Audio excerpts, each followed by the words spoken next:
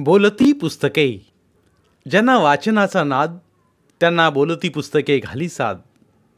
आमचं channel subscribe करा आणि सबस्क्राईब करायला इतरांनाही सांगा.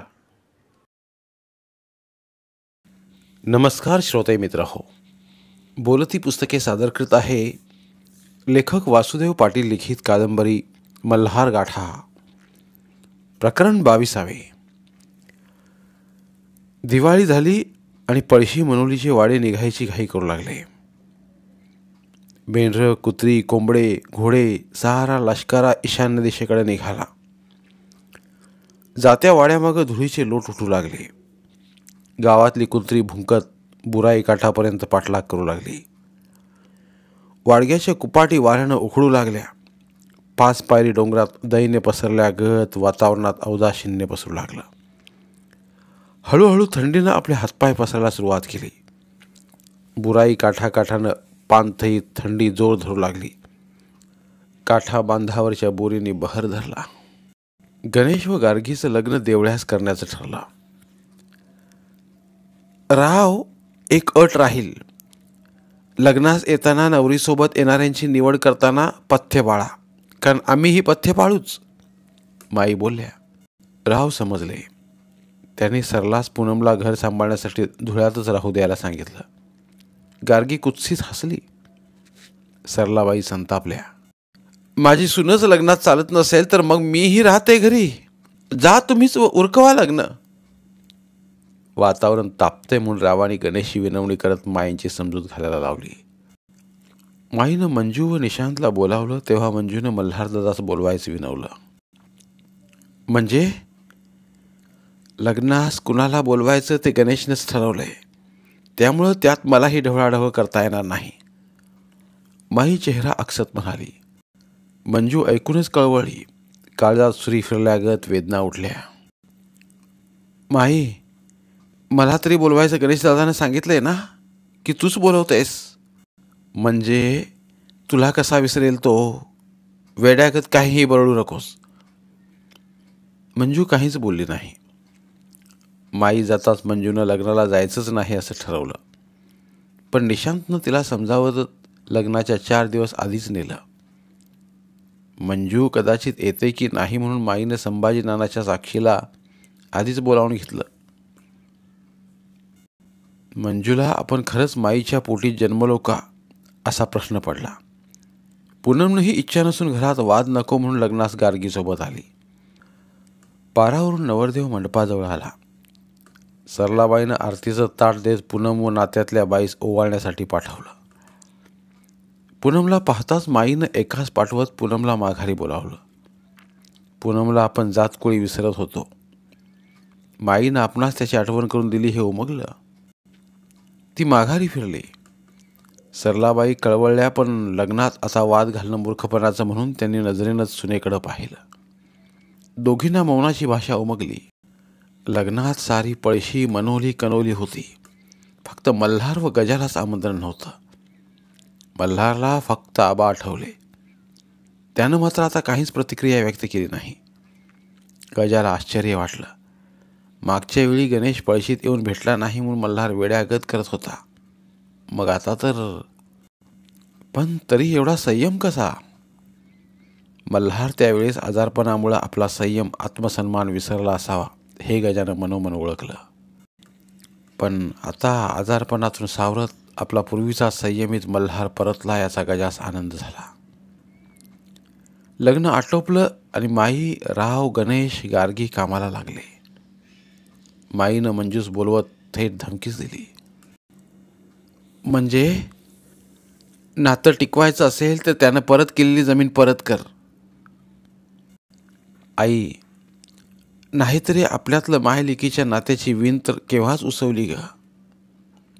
राहिलेत फक्त उसवलेले व तुटलेले धागे. म्हणून मला माझ्या आबांची जमीन मुळीच द्यायची नाही. त्यातली माझ्या नवऱ्यास वा मलाही नको, पण माझ्या आबांच्या इच्छेप्रमाणे ती जमीन योग्य वेळी मी योग्य माणसास परत करेन. म्हणजे आता निर्वाणीचं सांगते, मला ती जमीन मिळाली नाही तर जीवच ठेवणार नाही. निशांतला स्वार्थासाठी मानवी स्वभावानं गाठलेलं हीन पातळीचं बिभत्स दर्शन जाणवू लागलं. त्यानं मंजूच्या कानफाडीत एक वाजवून उठवलं. दुसऱ्या दिवशी निशांतनं मल्हारशी बोलत लगेच सारीच प्रक्रिया शहा वकिलाकडून करत मंजूस माईला जमीन द्यावयास लावली. मंजूला जमीन नकोच होती, पण आपल्या आईची भविष्यात दुर्दशा नको म्हणून मल्हार तुर्तास जमीन द्यायला नाही म्हणतोय म्हणून तीही नाकारत होती. माई, शेवटची एक विनंती. काय? विकशील तर गणेशच्या नावावरची विक, तुझ्या नावावरची नको विकू. हवं तर तुझ्या नावावरची पुढे गणेशलाच मिळेल. माईनं जमीन मिळाल्याच्या आनंदात ते मात्र कबूल केलं. 8 दिवसातच राव व संभाजी नानांनी गणेशच्या नावावरची 15 एकर विकली. राव, माई, गणेश, गार्गी इंजिनियरला घेऊन पळशीत आले. रावांनी तात्यांचा विरोध झुगारत पळशी व मनवलीच्या मधला तात्यांचा मळा निवडला. सुसज्ज इमारती, बोर्डिंग, लॉन, गार्डन, क्वार्टर्स, वेगवेगळ्या खेळाची क्रीडांगणे, सांस्कृतिक हॉल, सारा आराखडा काढला. लगेच कामास सुरुवात करण्याचं आश्वासन देत इंजिनियर व ठेकेदार परतले. तात्या, कळत नाही का? उरात घेतलेलं स्वप्न सहज साकार होतं ते. बानाई इंग्लिश मीडियम स्कूल नावानं तालुक्यातील नव्हे तर जिल्ह्यातील उच्च दर्जाचं शैक्षणिक संस्कूल निर्माण होईल. देवराज आवाच्या संस्थेस घरघर लावणारं. राव सारे परतल्यावर तात्यास समजावू लागले. राव, माझ्या मळ्याला लागूनच तुमचा मळा आहे, तिथंच उभारा ना मग. तात्या, अजूनही माझं तुमचं काय लावलं हे? तुमच्यानंतर हे सारं पूनमचं व माझ्यानंतर माझं सारं वेदांचं होणार. मग माझं तुझं का? तूप सांडलं तरी ताटातच राहील ना. तात्या दूधखुळे नव्हते, पण रावांच्या नजरेत त्यांना आत्ताशी खुनशीपणा जाणवे. वाढत्या वयामुळे नातीच्या काळजीनं तात्या आत्ताशी वाद घालायला माघार घेत, नमतं धोरण स्वीकारत. त्यांची इच्छा नसूनही त्यांनी मौन पाडलं. गंगाधररावांनी जमीन संस्थेच्या नावावर हस्तांतरण करण्यासाठी तात्यास समजूत घालण्यासाठी दुसऱ्या दिवशी धुळ्याहून सरलास पाठवलं, पण झालं उलटच. सरलाबाई वडिलांकडे आली. वार्धक्याकडे झुकल्या बापाकडं पाहता सरलाबाईला भरून आलं. हवेलीच्या ओट्यावरच शंकर बसलेला. कोण? मी सरलाताई आहे. ताई, सकाळी सकाळीच आल्यात? आमची बानाई पण आली का? शंकरनं उत्साहानं विचारलं. सरलाबाई त्यांना आणखी जास्तच कळवळल्या. त्या घरात गेल्या. आपला भाऊ राहिला असता तर आज या वयात बापास काहीच दगदग करावी लागली नसती. आरामाच्या दिवसात नातीसाठी झटणाऱ्या बापाकडं पाहून काळीज विदीर्ण होऊ लागलं. वेदांसाठी पूनमला मागताना आपण नकार ऐकून किती संतापलो होतो, पण नंतर सारं कळताच आपण पुत्रप्रेमापोटी खूप मोठी चूक केली ही सल कायम आपणास अपराधी बनवते. तात्या, सरले, किती ओरबाटणार ग माझ्या नातीला. एवी तेवी सारं वेदांतच होणार आहे तर तिच्या नावावर करण्याची माझी इच्छा असताना काय एवढी घाई लागली तुम्हाला हिसकावण्याची? तात्या संतापात विगळू लागले. त्यांची सारी काया हालत होती. सरलाबाईस रडू आलं. आता हे सारे नकाश्रू काढालतेस. माझ्या सोन्यासारख्या नातीच्या आयुष्याचा फालुदा केला तुम्ही. तात्या, मी चुकले, त्याबद्दल मी माफीही मागणार नाही. पुरे तुमची नाटकं. सह्या घ्यायला आलीस ना तू, म्हणून हा पुळका. सरलानं पर्समधून कागद काढत टराटरा फाडत कोपऱ्यात फेकले. तात्या संतापानं पाहू लागले. तात्या, काहीही समजा, पण मी आता सावध करायला आले. नेमकं काय आहे ते सारं लवकर पूनमच्या नावावर करा. या संपत्तीमुळे व माझ्या संसारासाठीच मी माझा भाऊ गमावून बसले, पण मला आता माझी भाची नाही गमवायची. जे होईल ते माझं हो, पण माझ्या भावाच्या लेकीला आता मलाच आधार द्यावा लागेल. तात्या एकदम हादरले. सरला, काय झालं ग? काळजातून गदगद ते विचारू लागले. सरलाबाई तात्याच्या मांडीत डोकं खुपसत रडू लागली. तात्या पाच झरले. त्याने आपल्या लेकीस उठवत छातीस लावलं व पाठ थोपटीत धीर देऊ लागले. सरलाबाईनं शांतपणे सारं सांगितलं. तात्या, गजाच्या लग्नात शंकरनं बाणाचा मारेकरी ओळखला, पण तो निसटला. तेच तो तुमच्याकडे आकांत करत मांडत होता. त्याआधीच राव माझ्याजवळ एक घामाघूम होत मला परतण्याबाबत विचार धुळ्याला परतले होते. एकाएकी परतणं व शंकरचं मंडपात मारेकरीचा स्पर्श ओळखत निसटल्याचं सांगणं, यात मला शंका वाटली. परत धुळ्याला जातात एकांतात मी रावास विचारलंच, पण उडवा उडवी. मग शंकरला बोलवते, त्याच्या हातात फक्त हात द्या, असं सांगताच राव संतापले. त्याने हात उचलत तोंड बंद करण्याचा प्रयत्न केला. राव, माझं तोंड बंद करून तुमची पापं झाकली जाणार नाहीत. कारण बर्मादा, बाणा व माझ्या भावाचं प्रेत घरी आलं त्याआधी 2 दिवस तुम्ही त्याचा तपास करण्यासाठी निघाला होता आणि बरोबर काटा काढून परतले होते तुम्ही. सरले, काहीही बोलू नकोस. त्या आंधळ्याच्या नादी लागू नकोस. राव, बाणाचाच नाही तर माझ्या दादाचा पण तुम्हीच खून केलात. राव संतापात सरलाबाईच्या कानाखाली एक वाजवत बाहेर निघाले. सरलाबाईनं सांगताच तात्या तिला घट्ट छातीशी लावत बिलगत आकांत करू लागले. खंडा व बाणा जामनगरला आहेत हे आपण फक्त राव व सरलालाच कळवलं होतं. ते नेमकं बर्मास रावानेच कळवलं. बर्मानं बाणा खंडास माफ केलं असावं व ते समजताच ते निघाले. दंगलीत मारले गेले असते तर शंकर्या व पूनमही वाचली नसती. बाणाही बोलता बोलता बोलीच होती, पण खंडानं तिला शांत करत मोघमपणे कुणाचा तरी संसार वाचवण्यासाठी बाणासोबत पळाल्याचं आपणास सांगत होता. म्हणजे रावाचं पाप झाकण्यासाठी व सरलाचा संसार वाचवण्यासाठी खंडानं बाणास पळवलं होतं. त्यासाठीच व जमिनीसाठी बर्माचा बदला घेण्यासाठीच रावानं हे सारं घडवून आणलं, हे तात्या समजून चुकले. आपणास रावांबाबत कुठेतरी शंका वाटत होती, पण बर्माबाबतच वाटत होती. मागं आपण तसं बोललो होतो तेव्हाही राव खालीमान घालत निघून गेले होते. तात्यांना साऱ्या बाबीचा उलगडा झाला. सरला, आता जे झालं ते झालं. कितीही दुःख केलं तरी आपला खंडा परत येणार नाही. पण आता तू तुझा संसार वाचव व बाणालाही सांभाळ. तात्या, यांना यांच्या कर्माची फळं मिळणार नाहीत का? तात्यांना कडकडून हाय द्यावी वाटत होती, पण आपल्या लेकीसाठी त्याने आतला सहारा कड गिळत आतून उठू पाहणारी हाय ही दाबली. तात्या, हे बाणाईचं नाव द्यायचा कांगावा करत आहेत, पण गार्गी गणेश हे बाणास व वेदांतला काहीच देणार नाहीत. म्हणून कितीही याचना केल्या, धमकावलं तरी जमीन पूनमच्या नावावरच लवकर करा. सरलाबाई निघू लागल्या तोवर शंकर मध्ये आला व सरलाबाईचे हात चाच पडू लागला. शंकर, शोध थांबव बाबा, पुरे आता. तात्या आक्रंदच बोलले. तात्या, माझा शोध तर माझी बाणा बहीण गेली त्या रात्री हात पकडला तेव्हा संपला होता, पण आज पावे तो एक नाटक निभावत आलाय हा आंधळ्या शंकर्या, डोळत जगासाठी. कारण माझी बहीण मेहुणा तुमच्या घराण्याची इज्जत राखण्यासाठी मेले तरी रावाचं नाव काढलं नाही, मग मी तरी कसा काढेन? पण केवळ माझ्या भाचीचं बाणाईचं संरक्षण करण्यासाठी मी हे सारं नाटक करत आलो. रावाला फसवण्यासाठीच. रावाला जाणवू दिलं असतं तर त्याने आधीच बाणाईचं काही बरं वाईट केलं असतं.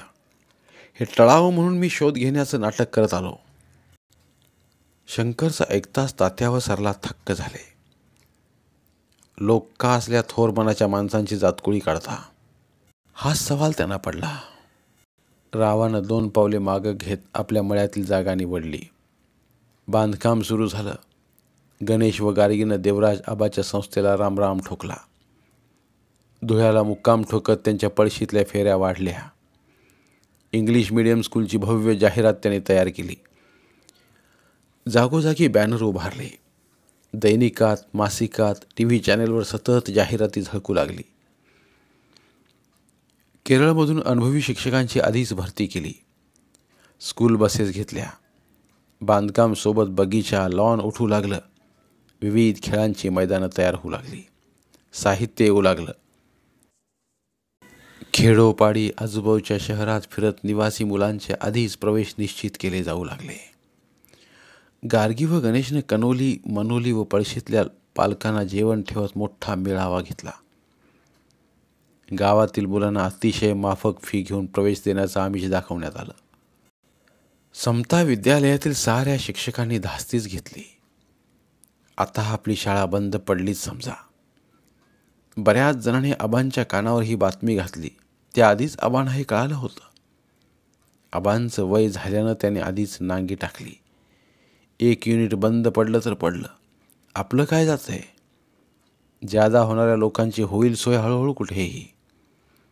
त्यांनी हार पत्करत सपशेल लढण्याआधीच माघार घेतली. भालजी भदाने, मल्हार, गजा, काकोडकर यांनी व आधी पळशीत असणारे झांजरे, खानोलकर, येवले यांनी एकत्र येत आबांना भेटायचं ठरवलं.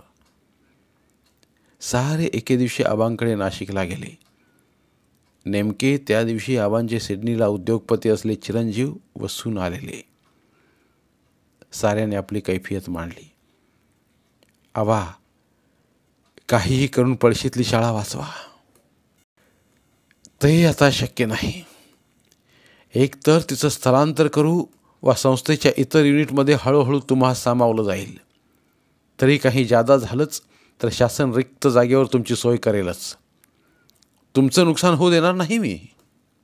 आबा, तसं नाही, पण ती शाळा बंद नको पडायला. गजा कळवळून बोलला. देवरे, उगाच भावनिक होऊ नका. त्यांनी मोठं भांडवल उभारत इंग्रजी शाळा सुरू केली आहे, तर तुम्ही त्या आव्हानास कसं सामोरं झालं. आता ते सर्व मुलं तिकडे वळवतील. पालकही इंग्रजी माध्यमाचीच क्रेज असल्यानं तिकडंच वळतील. आबा, मग आपण ही इंग्लिश मीडियम सुरू करू. नाडकर्णी त्रागा करत पोटतिडकीनं बोलले. नाडकर्णी, बोलणं सोपं असतं, तरी प्रत्यक्षात आणणं कठीण असतं. गणेश शिंदे, काळे यांनी सुनियोजित योजना आखली व त्याबरोबर हुकूम ते काम करत असल्यानं शाळा व सत्र सुरू व्हायच्या आधीच त्यांचे ॲडमिशन सुरू झालीत. आबा, त्यांचे प्रवेश जर बाहेरच्या मुलांनीच फुल झाले तर आपलं युनिट गावातल्या मुलांनी चालेलच ना. बाळासाहेब प्रथमच चर्चेत भाग घेत बोलले. बाळासाहेब, काही लोक स्वतःच्या धंद्यापुरतं धंद्यात उतरत नाहीत, तर त्यांना त्यासोबत इतरांचं सुरळीत चालणारं दुकानही गुंडाळायचं असतं सोबत. म्हणून ते आता गावातील मुलं माफक फी घेत पळवतील व आपलं युनिट बंद पाडतील. म्हणून आता त्यात उगाच आपली क्रयशक्ती वाया घालवायची नाही. पण आबा, मग रणछोडदास बनत आपण रण सोडायचं का. आम्ही गेल्या 3 वर्षांपासून मेहनत करत जो वटवृक्ष फुलवला त्याला असंच उद्ध्वस्त होताना पाहायचं का. गजा कळवळून बोलला. देवरे सर, त्याला इलाज नाही.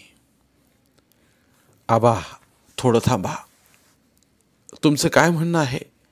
शाळा वाचवण्यासाठी काय करता येईल. बाळासाहेब हस्तक्षेप करत म्हणाले. बाळासाहेब, आपण ही दणक्यात इंग्लिश मीडियम सुरू करूयात. आम्हास खात्री आहे गावातील मुलं अपवाद वगळता आपली शाळा सोडणार नाहीत.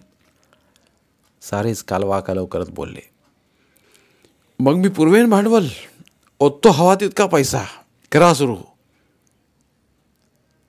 मल्हार कोपऱ्यातून बोलण्याची परवानगी घेत उठला. धन्यवाद. उर्वरित कादंबरी पुढील भागात. धन्यवाद. प्रिय श्रोते मित्र हो, आपल्यासाठी एक आवाहन. आमच्या चॅनलच्या प्लेलिस्ट विभागात तुमच्यासाठी शेकडो कादंबऱ्यांचे ऑडिओ बुक्स उपलब्ध आहेत. तिथे प्रत्येक कादंबरीचे सर्व भाग एकत्रित मिळतील. त्यामुळे सध्या सुरू असलेल्या क्रमशः कादंबरीच्या पुढील भागासाठी वाट पाहण्याची गरज नाही. तुमच्या वेळेनुसार तुम्ही संपूर्ण कादंबरी सलगपणे ऐकू शकतात आणि साहित्याचा आस्वाद घेऊ शकता.